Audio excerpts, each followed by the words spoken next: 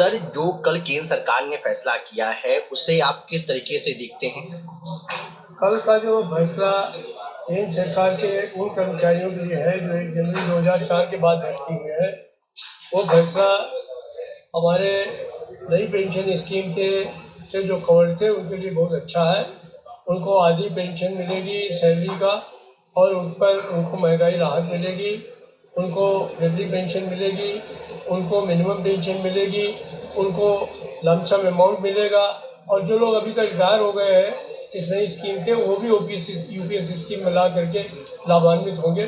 तो इसलिए ये एक विन विन सिचुएशन है। सरकार के फैसले का हम लोग स्वागत करते हैं। प्रधानमंत्री को धन्यवाद। सर, आप ये ओपीएस हो, चाहे यूपीएस हो, चाहे एनपीएस हो, आप तीनों को बेहतर तरीके से समझते हैं और देखते हैं।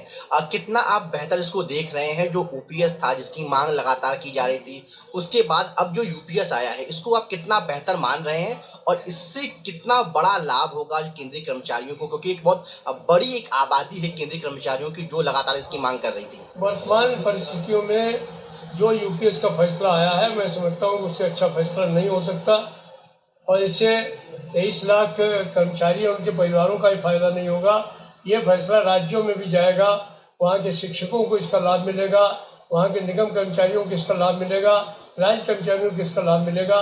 ये करोड़ों करोड़ लोगों को इसका लाभ मिलेगा। तो ये जो योजना है, मैं समझता हूँ कि खाली केंद्र सरकार के कर्मचारियों तक सीमित नहीं रहेगी, ये अभी नीचे तक है। अब రైల్వే కార్మిక సోదర సోదరీమణులారా, ఈ సందేశం ద్వారా నేను మిమ్మల్ని అప్రోచ్ చేస్తున్నాను. 1957 కంటే ముందు భారత రైల్వేలో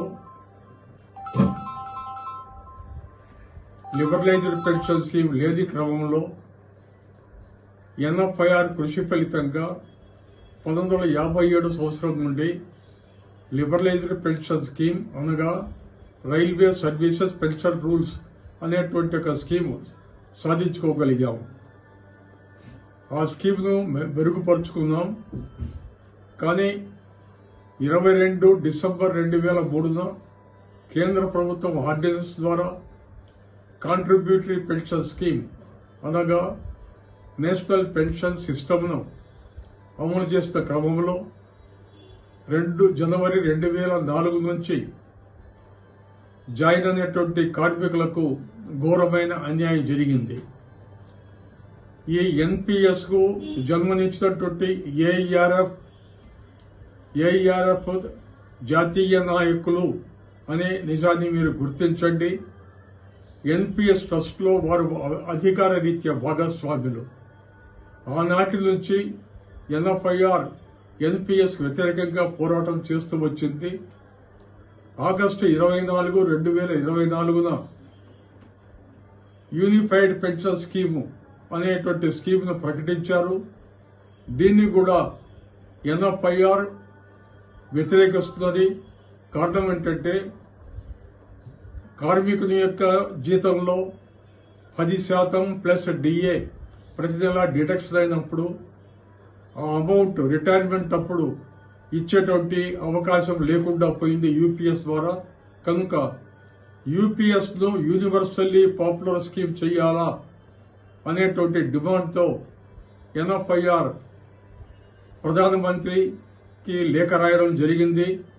కనుక యూపీఎస్ ను మెరుగుపరచాలి, పాత పెన్షన్ స్కీమ్లో ఉన్నటువంటి బెనిఫిట్స్ లభించాలి అనేటువంటి స్టాండ్తో మేము ముందుకు నడుస్తున్నాం.